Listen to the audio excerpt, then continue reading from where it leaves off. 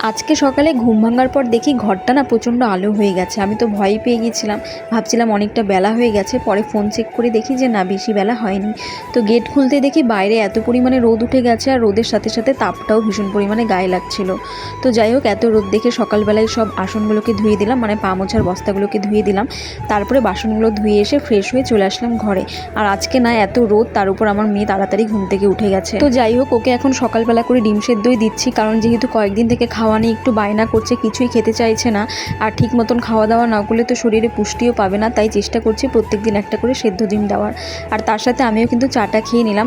আর আজকে সকাল সকালই না জামা কাপড়গুলো সব ধুয়ে দিলাম, কারণ আজকে ঘুম থেকে ওঠার পর থেকে না শরীর হাত পা ভীষণ ব্যথা করছিল। সেই জন্য ভাবছি তাড়াতাড়ি কাজগুলো সেরে নিয়ে একটু শুয়ে থাকবো। তো জামা কাপড়টা ধুয়ে দিয়ে এসে তাড়াতাড়ি করে রান্নাটা বসিয়ে দিলাম। এখন করব পটল ভাজা। কয়েকটা পটল ছিল, ভাবলাম সেইগুলো ভেজে নিই। এখন তো বেশিরভাগ সময় পটলের তরকারি খাওয়া হয়, সেই জন্য আজকে একটু ভাজা করলাম।